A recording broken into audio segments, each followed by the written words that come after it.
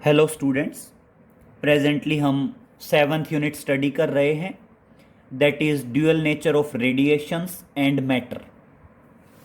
Previous lecture में हमने पढ़ा था डी ब्रोगली हाइपोथेसिस के बारे में और उसके वेरियस जो क्वेश्चंस बनते हैं वो। आज हम पढ़ेंगे बेटा deviation and Germer experiment for the wave nature of the electron. Basically electron के वेव नेचर को प्रूव करने के लिए एक एक्सपेरिमेंट किया गया था और वो परफॉर्म किया था डेविशन एंड जर्मर ने। And this experiment is regarding the wave nature of the electron. तो देखिए हमारा टॉपिक है deviation deviation and Germer experiment. Deviation and Germer experiment for the wave nature of the electron, for the wave nature of electron। Clear बेटा, electron के wave nature के बारे में है और ये है that is deviation and Germer experiment for the wave nature of electrons. Clear. अब यहाँ पे क्या है बेटा, हमने इलेक्ट्रॉन का वेव नेचर प्रूव करना है और एक्सपेरिमेंट है, तो बेटा जनरली जो प्रोसीजर होगा, मतलब जो लैंग्वेज होगी क्वेश्चन की, वो एज लाइक द प्रोसीजर होगा। तो सबसे पहले एक लाइन आएगी, द एक्सपेरिमेंटल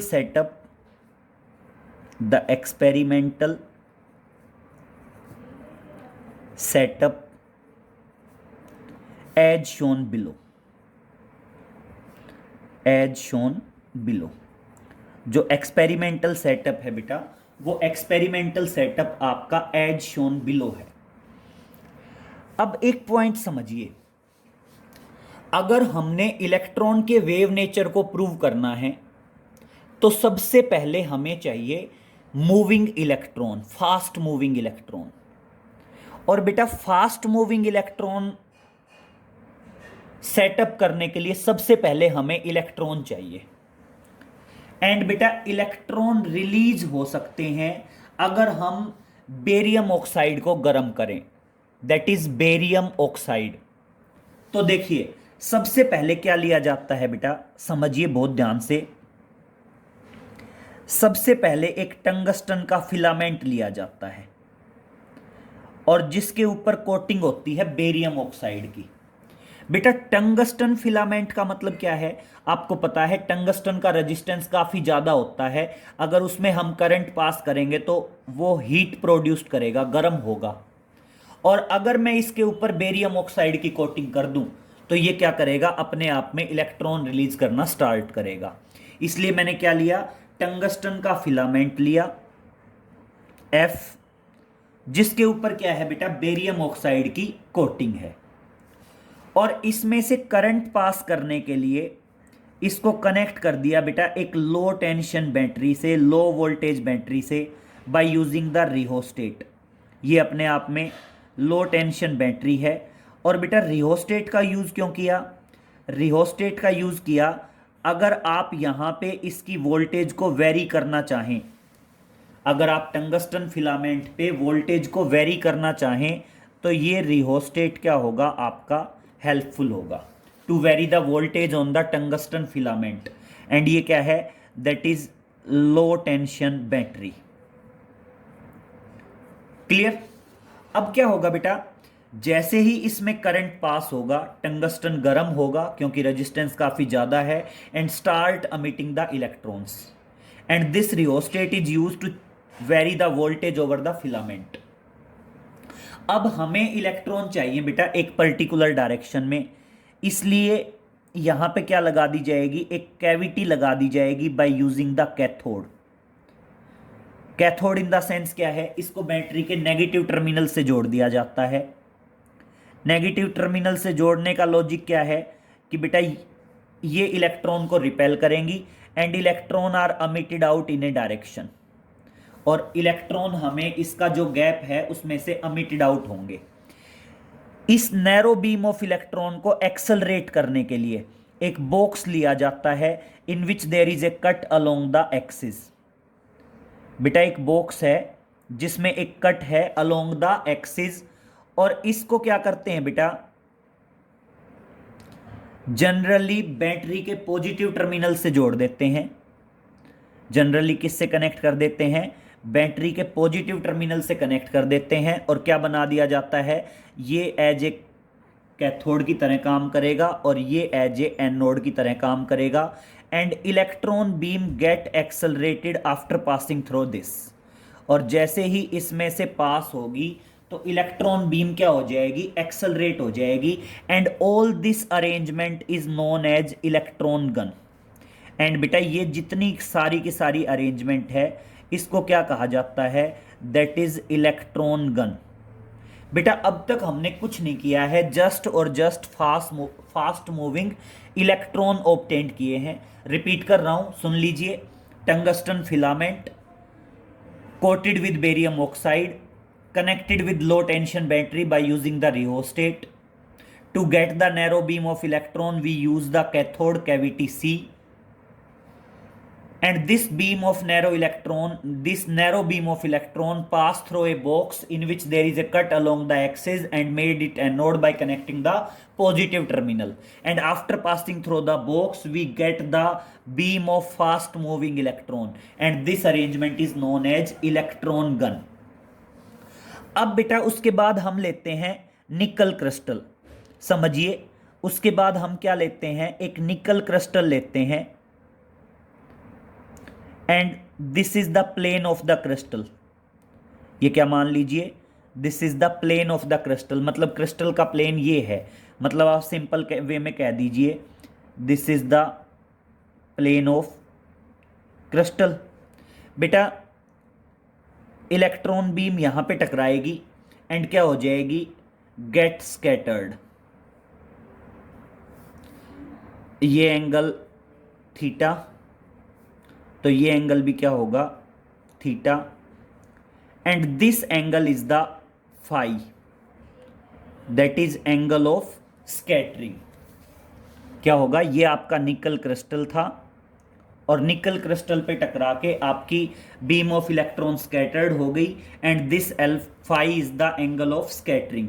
एंड बेटा स्कैटर्ड इलेक्ट्रॉन बीम को ऑब्टेन कर लिया जाता है by using the electron detector, और इलेक्ट्रॉन डिटेक्टर ऐसे मूव कर सकता है, this is the electron detector. Clear. अब दो बातें हैं, बहुत ध्यान से समझिए। यहां तक आपने कुछ लिखनी पड़ेंगी, 5-7 लाइनें, जो आप इस एक्सपेरिमेंट की, इस अरेंजमेंट की एक्सप्लेनेशन देंगे। अब आप क्या बताओगे, जब आप इलेक्ट्रॉन डिटेक्टर को इधर उधर मूव करते हैं तो स्कैटर्ड इलेक्ट्रॉन की इंटेंसिटी चेंज होती है, एंड आप क्या बताओगे, जो इंटेंसिटी ऑफ स्कैटर्ड इलेक्ट्रॉन है, intensity of scattered electron is maximum, scattered electron is maximum कब, when number 1 angle of scattering, angle of scattering phi is equal to 50 degree. बेटा एक्सपेरिमेंटल लैंग्वेज है तो एक्सपेरिमेंटली वेरीफाई किया गया है, जब ये एंगल ऑफ स्कैटरिंग 50 डिग्री होता है उस टाइम पे स्कैटर्ड इलेक्ट्रॉन की इंटेंसिटी क्या होती है, मैक्सिमम होती है। अब देखो मैंने फाई एंगल को सेट कर दिया 50 डिग्री पे। अब मैं क्या करता हूं, टंगस्टन फिलामेंट पे वोल्टेज वेरी कर रहा हूं बाय यूजिंग द रिहोस्टेट। और बेटा जब अप्लाइड वोल्टेज, जब आपकी अप्लाइड वोल्टेज 54 वोल्ट होती है उस टाइम पे क्या होता है, आपका इंटेंसिटी ऑफ स्कैटर्ड इलेक्ट्रॉन क्या होती है, मैक्सिमम। तो ये दोनों बातें ध्यान रखोगे कि जो इंटेंसिटी ऑफ स्कैटर्ड इलेक्ट्रॉन है which is detected by the electron detector, that will be maximum when angle of scattering is 50 degree and voltage applied, जो आपने वोल्टेज अप्लाई की हुई है, voltage applied V is equal to 54 volt. And ये जो intensity का variation है, this variation in the intensity, this variation in the intensity show the wave nature of electron, show the wave nature of electron। और बेटा ये जो intensity का variation है, ये वेरिएशन आपको क्या करता है, इलेक्ट्रॉन के वेव नेचर को एक्सप्लेन करता है। अब चलिए ठीक है, इलेक्ट्रॉन का वेव नेचर आ गया, बट बेटा हमने क्या करना पड़ेगा, वेवलेंथ भी तो कैलकुलेट करनी पड़ेगी ना भाई। अगर कोई चीज़ वेव है तो हमें उसकी वेवलेंथ भी पता होनी चाहिए। तो देखना, अब आप यहां पे रेफरेंस दोगे, आगे हम जो सॉल्यूशन कर रहे हैं वो कर रहे हैं, चलो इलेक्ट्रॉन का वेव नेचर आ गया, that is the wave nature of electron, लेकिन अब हमें इलेक्ट्रॉन की वेवलेंथ भी चाहिए। तो वेवलेंथ भी चाहिए, तो देखना मैं बात कर रहा हूं फ्रॉम द फिगर, फिगर से देखिए, theta plus phi plus theta is equal to 180 degree. और यहां पे हमने एंगल ऑफ स्कैटरिंग जो फाई है, वो फाई कितना दिया है, 50 डिग्री दिया है। तो यहां पे देखिए थीटा किसके बराबर आ जाएगा, 180 minus phi divided by 2, 180 minus 50 कितना बचेगा, 130, 130 डिवाइडेड बाई 2 एंड थीटा कितना आ जाएगा, 65 डिग्री आ जाएगा। अब उसके बाद हम बात करते हैं बेटा वेवलेंथ के रिगार्डिंग, एक एक्सपेरिमेंट होता है दैट इज ब्रैग्स लॉ, उसको बोलते हैं ब्रैग्स लॉ। वो किसके लिए होता है, वेवलेंथ के लिए होता है। और आप क्या बताओगे, according to Bragg's law for first order diffraction maxima. तो देखिए आप क्या बताओगे, अकॉर्डिंग टू ब्रैग्स लॉ, हम किसका रेफरेंस दे रहे हैं, ये एक रिजल्ट आप डायरेक्ट याद रखेंगे, दैट इज ब्रैग्स लॉ। आप हायर क्लासेस में पढ़ेंगे तो ये रिजल्ट का डेरिवेशन भी है, यहां पे हम डायरेक्ट रिजल्ट याद रखेंगे, according to Bragg's law for first order diffraction, for first order diffraction maxima, for first order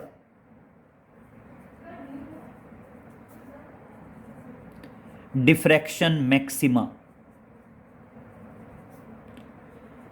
बेटा फर्स्ट ऑर्डर डिफ्रैक्शन मैक्सिमा क्या होगा, अब समझिए, जो फर्स्ट ऑर्डर डिफ्रैक्शन मैक्सिमा होगा वो किसके बराबर होगा, 2d sine theta is equal to n lambda होता है, और फर्स्ट ऑर्डर है तो n की वैल्यू 1 हो जाएगी और क्या हो जाएगा, लैम्डा के इक्वल हो जाएगा। और यहां पे समझिए बेटा d क्या होता है, इंटर एटॉमिक सेपरेशन होता है। और हम बात करेंगे फॉर निकल, अगर मैं निकल क्रिस्टल की बात करूं तो D की वैल्यू होती है 0.91 एंगस्ट्रोम। ये क्या है, इंटर एटॉमिक सेपरेशन है, निकल क्रिस्टल का इंटर एटॉमिक सेपरेशन जो होता है वो 0.91 एंगस्ट्रोम होता है। थीटा की वैल्यू हमारे पास 65 है, D की वैल्यू हमें गिवन है। और इस तरह से जब आप सारी वैल्यूज रखेंगे तो जो वेवलेंथ आएगी वो वेवलेंथ हमारी आ जाएगी, दैट इज 1.65 के अराउंड आएगा, 1.65 एंगस्ट्रोम। और ये क्या आ गई, हमारी वेवलेंथ ऑफ इलेक्ट्रॉन आ गई। तो देखिए सबसे पहले हमने इलेक्ट्रॉन का वेव नेचर प्रूव किया, यहां तक इलेक्ट्रॉन का वेव नेचर आ गया। उसके बाद मैंने इलेक्ट्रॉन की वेवलेंथ निकाल दी।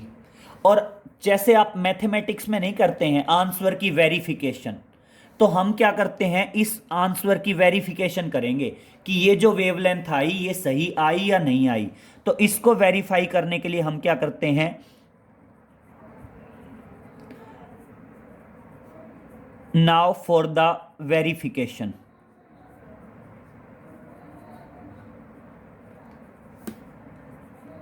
according to de Broglie wavelength, according to de Broglie wavelength। बेटा डी ब्रोगली वेवलेंथ क्या दे रखी है, हमने ये पढ़ा है, lambda is equal to h upon under root 2m q v. अब समझिए बेटा, एच क्या है, प्लंक्स कांस्टेंट, वैल्यू फिक्स है, कांस्टेंट है।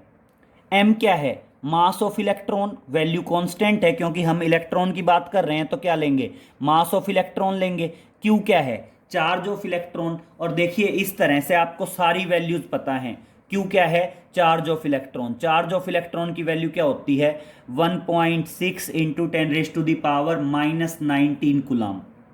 एम क्या है, मास ऑफ इलेक्ट्रॉन, वैल्यू कितनी होती है 9.1 इंटू 10⁻⁻31 kg। एच क्या है, प्लंक्स कांस्टेंट। प्लंक्स कांस्टेंट की वैल्यू होती है 6.6 इंटू 10⁻34 जूल सेकेंड। तो मैं एच, एम और क्यू तीनों वैल्यू रख रहा हूं। और अगर मैं इलेक्ट्रॉन के लिए बात करूं तो इलेक्ट्रॉन के लिए ये जो रिजल्ट होगा, ये रिजल्ट हो जाएगा बेटा 12.27 upon under root v potential, and all this result is in de Broglie wavelength. और अब हमें क्या है, now V is 54 volt, therefore wavelength is equal to 12.27 upon under root 54। और इसको सॉल्व करते हैं तो ये आ जाता है 1.66 एंगस्ट्रॉम। और अब देखिए बेटा, इस पोटेंशियल के लिए सेम वेवलेंथ का आना, ये इस चीज को प्रूव करता है कि ये जो हमने कैलकुलेशन की थी ये बिल्कुल सही है। क्लियर। तो टॉपिक है हमारा Davisson and Germer experiment for the wave nature of the electron. पहले हमने इलेक्ट्रॉन का वेव नेचर प्रूव किया, फिर हमने इलेक्ट्रॉन की वेवलेंथ निकाली, और उसके बाद उसको हमने डी ब्रोगली वेवलेंथ का यूज करके और उसको क्या कर दिया, वेरीफाई कर दिया। क्लियर हुआ बेटा। अब देखिए इसी पे नेक्स्ट चलते हैं।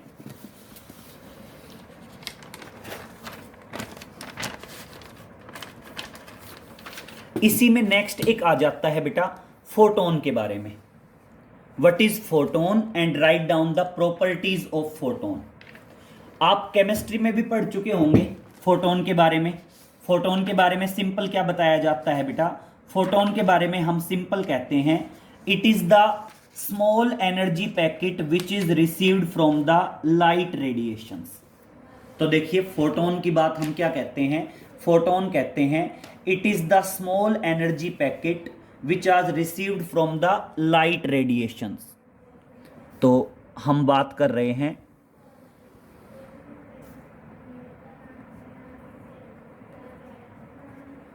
फोटोन। तो देखिए अगर मैं फोटोन के बारे में बताना चाहूं तो फोटोन क्या कहेंगे, the small energy packet which is received from the light radiations. जो स्मॉल एनर्जी पैकेट हमें रिसीव होगा लाइट रेडिएशन से, उस स्मॉल एनर्जी पैकेट को हम क्या कहते हैं, क्वांटा कहते हैं। और जब एनर्जी 1 क्वांटम हो जाती है तो उसको क्या कहा जाता है, that is known as the photon. Clear. तो आप इसको क्या कह सकते हैं, a definite value of energy as well as momentum given by the strong indication that is by light quantum is a particle which is known as photon. तो देखिए क्या बताएंगे, द स्मॉल एनर्जी पैकेट और बेटा energy के साथ साथ इसमें मोमेंटम भी होता है, तो क्या बताएंगे? The small energy packet which is received from the light radiations, received from the light radiations is known as quanta बोलते हैं बेटा। और जब एनर्जी 1 क्वांटम होती है तो उसी को क्या कह दिया जाता है? That is known as photon. तो इसको हम आप डायरेक्ट भी लिख सकते हैं, the small energy packet which is received from the light radiation and known as photon. और उसको हम क्या कह देते हैं? फोटोन कह देते हैं। थोड़ा सा समझ लेंगे, फोटोन के अंदर एनर्जी भी होगी और साथ साथ क्या होगा बेटा? मोमेंटम भी होगा। दोनों चीजें होंगी, energy as well as momentum, दोनों पॉइंट होंगे। और अब इसमें क्लियर करिए, अगर मैं बात करूं प्रॉपर्टीज ऑफ फोटोन, अगर मैं बात करता हूं प्रॉपर्टीज ऑफ फोटोन, तो देखिए आप कह सकते हैं the total energy of the photon, the total energy of the photon is given by E is equal to h new या एच सी बाई लेमडा। तो आप ध्यान रखेंगे फोटोन की जो टोटल एनर्जी होगी वो कैसे दी जाएगी? एच न्यू दी जाएगी या एच सी बाई लेमडा दी जाएगी। आगे बताओगे कि जो फोटोन है ना बेटा, वो एयर या वैक्यूम में तो लाइट की स्पीड के साथ ट्रेवल करता है। The photon travel with the speed of light, travel with the speed of light in air oblique vacuum. Its speed is different in different medium. ध्यान रखेंगे बेटा, इसकी स्पीड अलग अलग मीडियम में क्या होगी? अलग अलग होगी। जो हम स्पीड की बात करेंगे वो अलग अलग मीडियम में क्या रहेगी? अलग अलग रहेगी। नेक्स्ट पॉइंट पे हम आते हैं बेटा, फोटोन का जो कोलिजन होगा, पहले चार्ज और मास की बात कर लेते हैं। तो देखिए सबसे पहले कहेंगे there is no charge on the photon. बेटा फोटोन पे कोई चार्ज नहीं होगा। Next, rest mass of the photon is zero. Rest mass of the photon is zero.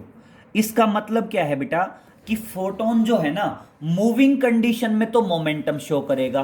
अगर फोटोन मूविंग है तो मूविंग कंडीशन में तो वो क्या शो करेगा बेटा? मूविंग कंडीशन में तो मोमेंटम शो करेगा। लेकिन अगर मैं उसके रेस्ट मास की बात करूंगा तो फोटोन का जो रेस्ट मास होगा वो क्या होगा? बिल्कुल जीरो होगा। और ना कोई चार्ज है और रेस्ट मास भी जीरो है। तो आप चार्ज का ही कॉन्सेप्ट समझ लीजिए, अगर कोई चार्ज नहीं है तो ये इलेक्ट्रिक और मैग्नेटिक फील्ड में डिफ्लेक्ट नहीं होगा। तो आप बताएंगे photons are not deflect, photons are not deflected, not deflected in electric and magnetic field, electric and magnetic field. Photon जो हैं वो इलेक्ट्रिक और मैग्नेटिक फील्ड में डिफ्लेक्ट नहीं होंगे। नेक्स्ट पॉइंट की हम बात करें, फोटोन का जो कोलिजन होगा बेटा वो प्योरली इलास्टिक रहेगा। तो देखिए आप क्या बताएंगे? Collision between photon is purely elastic. collision between the photons is elastic collision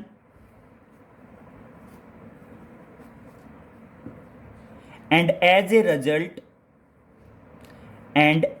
a result during the collision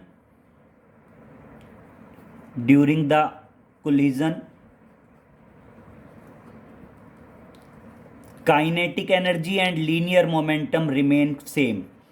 Kinetic energy and linear momentum